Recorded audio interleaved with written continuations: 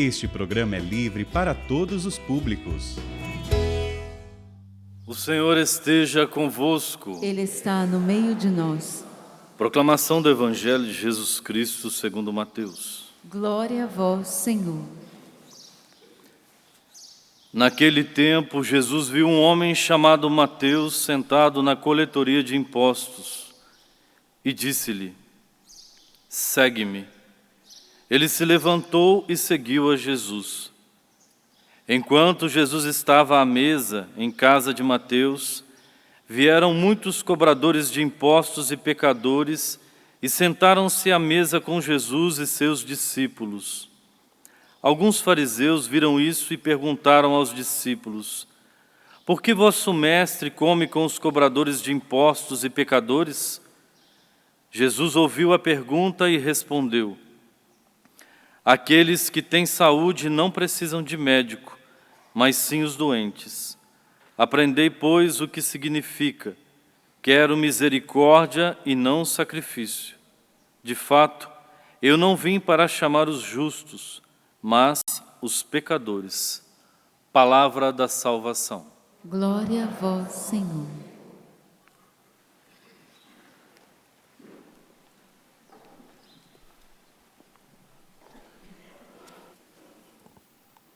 Como falei no início, hoje a igreja celebra essa festa de São Mateus, apóstolo e evangelista. Interessante que Mateus ele é diferente dos outros apóstolos. Os outros apóstolos eram apóstolos e não eram evangelistas, no sentido de que eles não escreveram os evangelhos. Então Mateus escreveu e proclamou também e anunciou a boa nova a todos os povos. Mas quem era esse Mateus? Os evangelistas também mostram que o nome dele era Levi. E ele vivia ali em Cafarnaum. Então ele ficava sentado numa mesinha, cobrando os impostos dos judeus, que era levado para o imperador romano. Mateus, além de ser um judeu, ele era odiado pelos judeus, porque ele era daquele tipo que pegava os impostos, mas ele cobrava sempre a mais. Uma parte para César, outra parte para ele.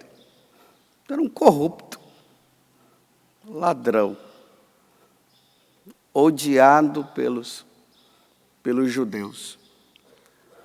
Não se sabe em que momento foi que Mateus ele teve esse encontro com Jesus, não se sabe. Nós vemos ali no capítulo 5 do Evangelho de São Lucas, que Jesus ele estava ali na beira do lago de Genezaré e uma multidão foi em volta dele, ele entrou na barca e ele começou a pregar e depois ele pediu que os apóstolos, Pedro, Tiago, pudessem lançar a rede para pescar. Então eles foram, lançaram a rede e Jesus falou para Pedro e Tiago: de hoje em diante vocês serão pescadores de homem. E aí João também entrou na mesma situação de ter pego também os peixes. Mas, pelo menos Pedro, nós sabemos, foi nesta situação. Ele ouviu Jesus pregar, ele estava ali. Mas Mateus não se diz nada, só se diz que ele estava na coletoria de impostos, sentado, e Jesus passou e disse: segue-me.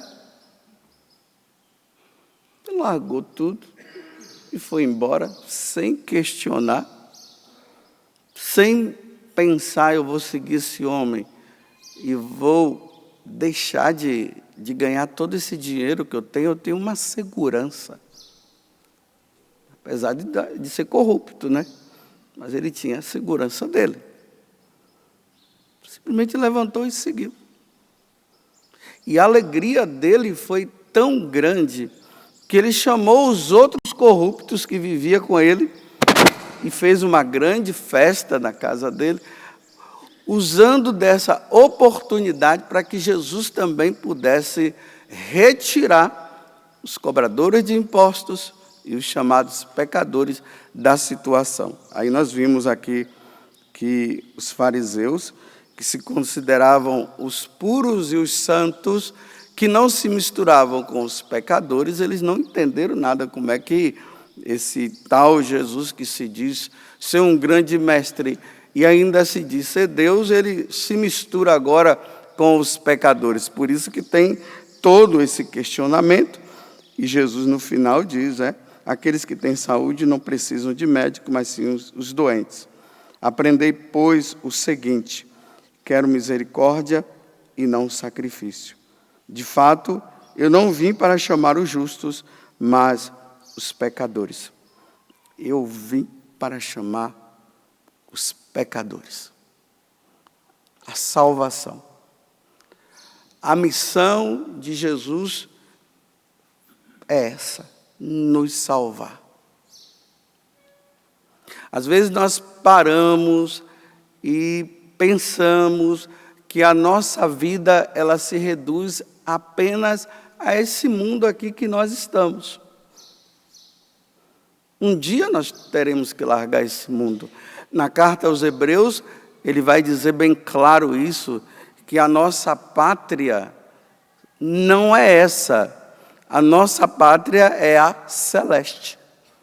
Lá nós habitaremos definitivamente com Deus. Lá não haverá morte, lá não haverá sofrimento. E como nós estamos saindo aí de uma pandemia, lá não tem Covid. Ninguém vai ficar preocupado de ficar usando máscara, ainda mais que ainda tem gente que ainda está usando máscara, né? Mas tudo bem. São as seguranças que nós temos neste mundo. Mas Jesus ele quer dar uma segurança maior para nós. Ele veio nos salvar. A salvação, ela só se dá quando nós nos voltamos para Jesus Cristo. Eu sou o caminho, a verdade e a vida. Ninguém vai ao Pai, ninguém vai ao céu, senão por mim. Não tem outra forma de nós nos salvarmos, se não for através de Jesus Cristo.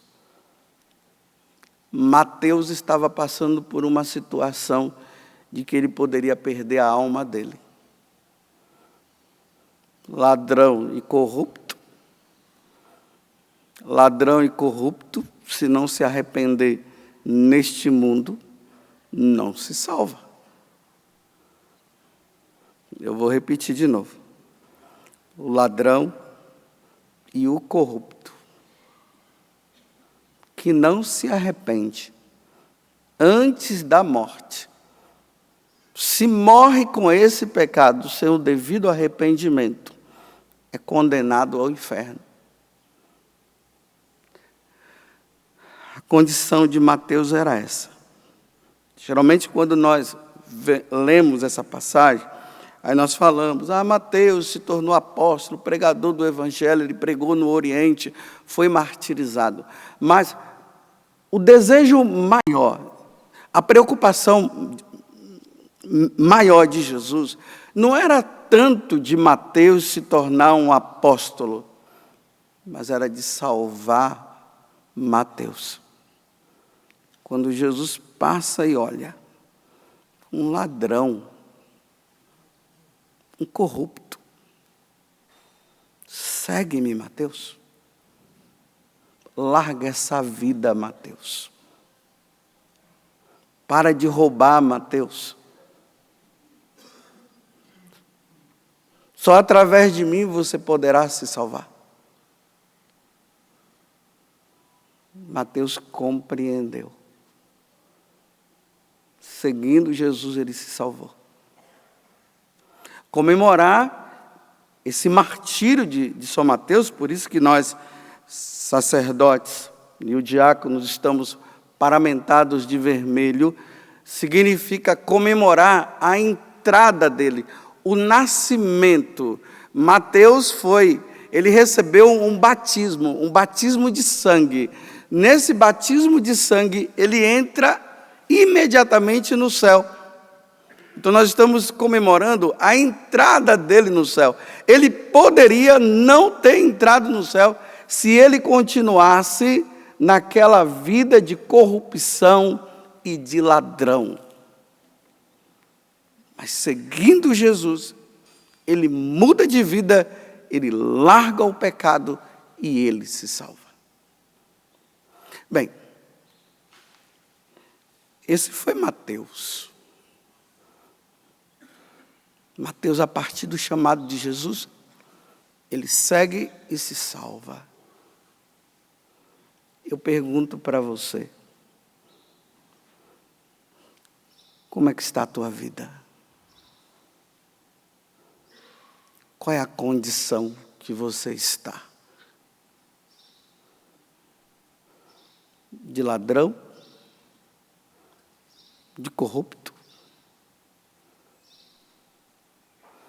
Tem os ladrões, esses que vão nos bancos e roubam, que assaltam as pessoas nas suas casas. Tem os chamados ladrões de colarinho branco, sei lá como é que o pessoal diz aí. Aqueles que têm cargos grandes em empresa e até mesmo cargos políticos e que estão roubando dos pobres. Até de ricos também, né? Estão roubando. Que é o imposto, né? Está roubando. Está enriquecendo. Eu fico pensando nessas pessoas que de uma forma ou de outra, não somente aqueles que estão lá em cima, mas tem os ladrões também que estão embaixo, né? Sabe que tem pessoas que trabalham aí em algumas empresas, pegam coisas e levam para casa. Isso é roubo, isso é corrupção também. Os professores que trabalham nas escolas e levam lápis, levam um monte de coisa para casa. Aquelas donas de casa que trabalham lá com as patroas. De repente olha para um lado, olha para o outro, não vê ninguém, pega as coisas que estão dentro de casa e leva. Isso é roubo.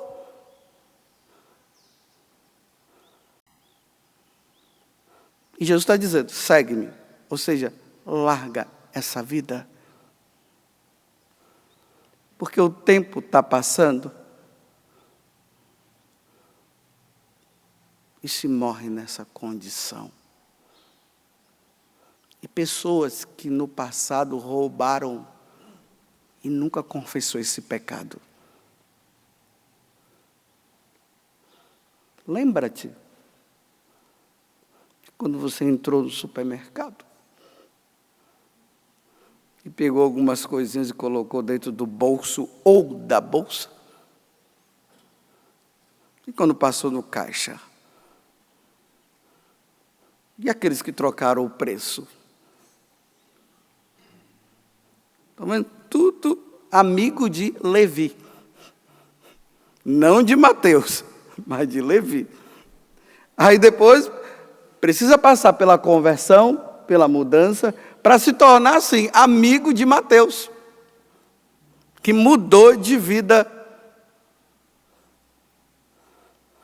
E eu termino dizendo, e ainda tem aqueles que pregam, que evangelizam, que levam a boa nova, e as pessoas estão se convertendo, mas por trás dos bastidores, leva uma vida de corrupto, de ladrão, que rouba. E hoje, no dia de São Mateus, Deus nos convida à conversão, porque o Senhor veio para pegar o corrupto e ladrão e dizer para ele, vamos viver uma vida de honestidade? Vamos ser honestos? E aí deveria se fazer como lá no capítulo 19 de São Lucas, Zaqueu, que era também um parceiro de Mateus. Porque ele também era um cobrador de impostos. E ele, depois que ele tem aquele encontro com nosso Senhor Jesus Cristo, ele reconhece o mal que ele tinha feito e ele disse: Senhor, vou retribuir e vou devolver o que eu roubei. E Jesus se alegrou. Porque quando se rouba, a penitência é devolver o que se roubou. Essa é a penitência de quem rouba. Imagina esses que têm roubado, olha para dentro de casa e vê assim: aquela geladeira que eu tenho é fruto de um roubo. A televisão, o relógio que eu levo no braço, o celular que eu tenho hoje, de última geração, tudo roubado. Louvado seja nosso Senhor Jesus Cristo e a sua mãe, Maria Santíssima.